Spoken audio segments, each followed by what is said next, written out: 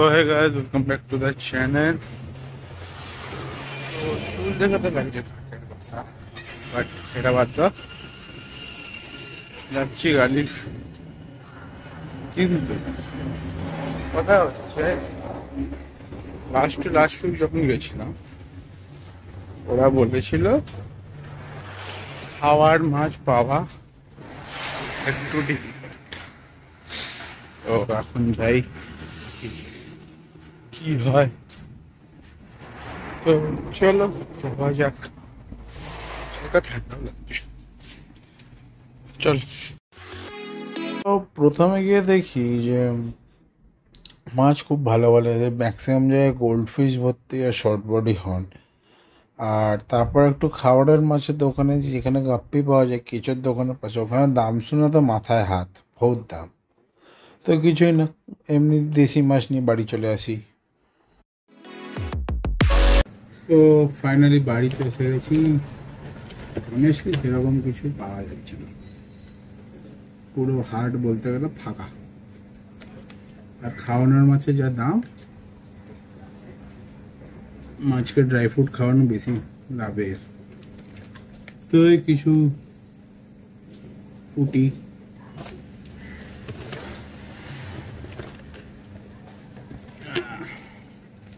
দুটো বেটা ফিশ এনেছি, এটা একটু আলাদা দেখতে।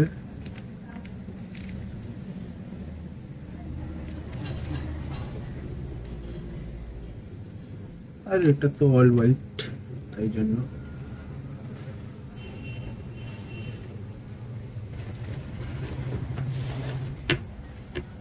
খাওয়ানোর মাছ এইটুকুনি পেয়েছি। একটা চিংড়ি মাছ আছে, আধা করে বেঁচে থাকবে।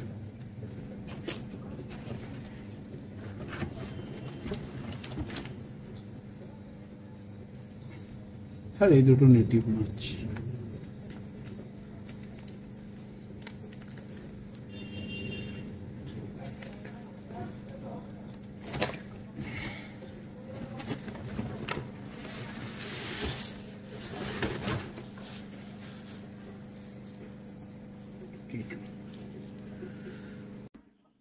তো জেনারেলি আমি অ্যাক্লিমেট করেই ছাড়ি, এদের দুটোকে তো অ্যাক্লিমেট করে, বাট একে ছেড়ে দেবো বিকজ এরা অনেকক্ষণ ধরেই প্যাকেটে আছে। যদিও অক্সিজেন করা পাও, মানে যাওয়ার আগে থেকে প্যাকেট করে রাখা ছিল।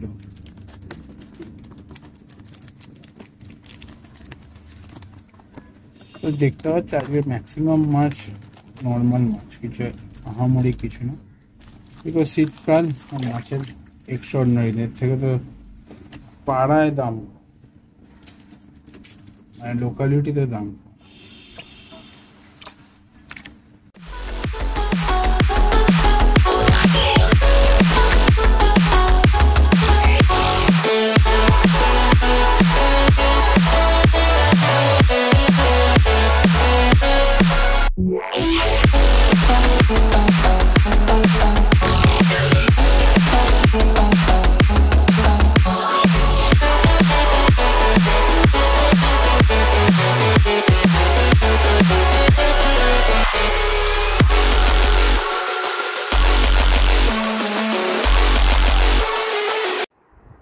তো এবার আমি মাছগুলোকে ছেড়ে দেবো। আর এটা হচ্ছে আমার নতুন ফিল্টার, যারা জানো, আগের ভিডিও দেখেছো তারা নিশ্চয়ই জানো, আর যারা দেখোনি তারা প্লিজ গিয়ে দেখে নাও।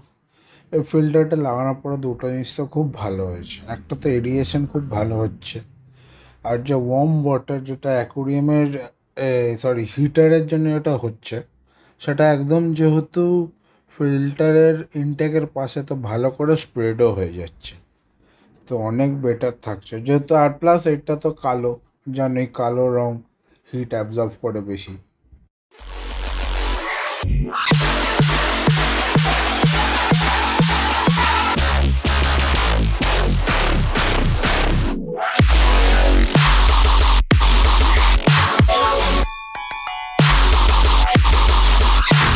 তো সব ছোটো ছোটো খাওয়ানোর মাছগুলোকে ছেড়ে দিলাম। তারপর আমি যেই কার্পের মতন মাছটা এনেছি সেটাকেও ছাড়লাম। তো এখন ওকে দেখার চেষ্টা করছি, ওই দিকে কোথাও গায়েব হয়ে গেছে কালোর মধ্যে, বাট আর দেখতে পাইনি। হ্যাঁ, একজন বেঁচে আছে আর একটা মারা গেছে, বিকজ আমি বুঝতেই পেরেছিলাম তার একটু প্রবলেম হচ্ছে। তারপর আস্তে আস্তে মাছগুলোকে খাইয়ে দিলাম, কারণ আগের দিন খাওয়ানো হয়নি, তো সেদিনই আমি খাওয়ালাম। আর আমার চান্না, যেটা ডিপ্লোগ্রামা, ও একটু এখন পিকি ইটার হয়ে গেছে। মানে ওকে ঠিক করে না দিলেও খাবে না, ওকে ছোটো ছোটো টুকরো করে দিতে হয়, তাহলে গিয়ে ও খাবে, নাহলে ও খাবেই না।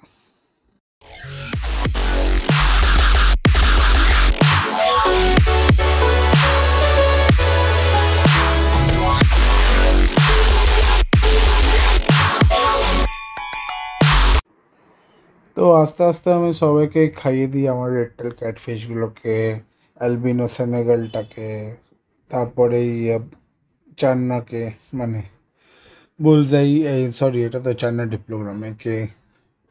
আর আমার ক্যাটফিশগুলো এত হাতে কামড়ায় না খাওয়ার সময়, বুঝতে পারি না কি করব ওদের নিয়ে। মানে কামড়ানো মানে কাকে, আর বাচ্চারা এরকম এই মা দুধের বোতল কামড়ায় না দুধ খাওয়ানোর সময়, ওরকম অবস্থা ওদের।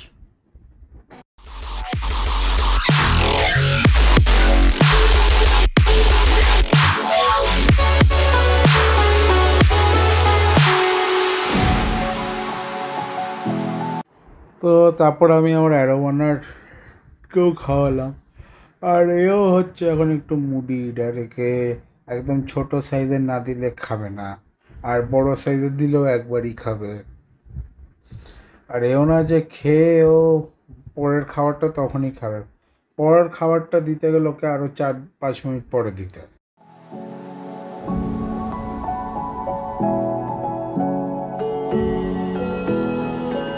আমি এর ট্যাঙ্কটা বহু বহু মাস পর পরিষ্কার করেছি অনেস্টলি।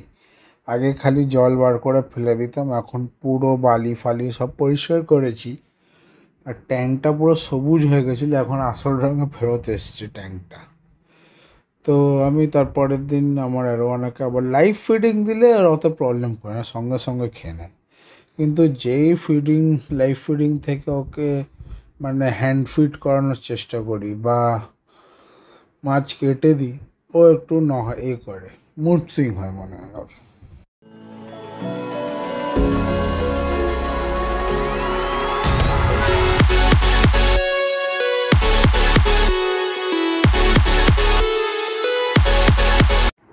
তো আমার যে বড় টোটালটা আছে ও খুব ভালো, ও একবারে খাবার খেয়ে নেয়।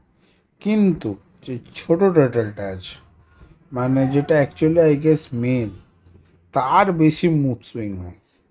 ও খাবে তখনই যখন ওর ইচ্ছা হবে, মানে রাদার সেটাই ঠিক, বাট তাও আবার কি, ওকে ছোটো ছোটো টুকরো করে দিতে হবে।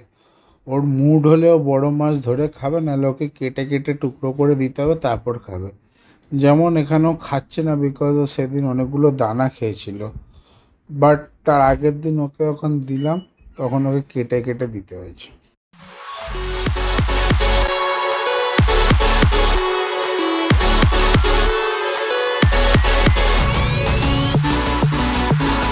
তো তারপর আমার অস্কারকে খাবার দিলাম, আর ওকে একটু খাবারটা দেখিয়ে দিতে হয় কোথায় আছে, নাহলে ও খুঁজে পায় না।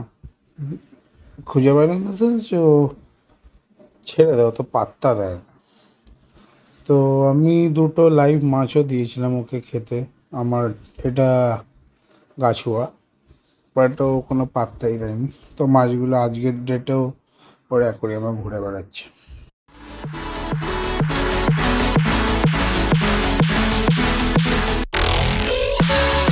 সো আজকের ভিডিওটা কেমন লাগলো বলো, লাইক করো, শেয়ার করো, সাবস্ক্রাইব করো। আর গালিব সিটে মাছের যা দাম, মনে হচ্ছে না আর গালিব সিটে গিয়ে লাভ হবে। 150 টাকা করে নাকি গাপ্পি, এইটুকুনি টুকুনি হতে গেলে তো ওই দেশি মাছ যেগুলো বিক্রি করো ওইগুলো নিয়ে নাও, তা এখন 1 টাকা করেই হয়। খুব বেশি হলে কত হবে এগুলো, 2 টাকা। তাও তাও যদি তুমি প্যাকেট নাও তাও সস্তায় পড়ে। আর যদি চেনা জানা হয় তাহলেও তো ওরা কমিয়ে নেয়, বাট জেনারেলি ওরা 1 টাকার বেশি নেয় না, বিকজ ওরাও জানে যে মাছ ওদের, বিকজ ওরা অন্য মাছও বেচে যেগুলো বেশি সেল হয়। ওদের কাছে ইল পাওয়া যায়, ফলই মাছ, চিতল মাছ, এমনকি গুঞ্জ ক্যাটফিশও বিক্রি হয়। সো ওইগুলো আরও বেটার অপশন খাওয়ানোর জন্য না, যদি কেউ কিনতে চাও এখন কিছু অ্যাকোরিয়াম নতুন করছো তাদের জন্য। গুঞ্জ না, সরি গুঞ্জ না, একদম না। বাট ইল রাখতে পারো, তারপর চান্না বোলজাই স্নেক হেড যেগুলো আমাদের নেটিভ, ওইগুলো রাখতে পারো। দে আর স্টিল গুড ফিশ। আর বাকি যা মাছের দাম গো, তো অস্কারের দামও হয়তো কিছুদিনে বেড়ে যাবে, বাট আই গেস অস্কারের দাম অতটা এফেক্ট করবে না, বিকজ কোয়ালিটি অস্কার হলে দাম দিতে কোনো যায় আসে না। তো যাই হোক, বোর করবো না আর, নতুন ব্লগে দেখা হবে। নতুন ব্লগ আস্তে আস্তে নিউ ইয়ারও হয়ে যাবে, so happy new year in advance, merry Christmas. আর চলো বাই। ও হ্যাঁ, 400 করিয়ে দাও পারলে। তো দেখা হবে নতুন ব্লগে।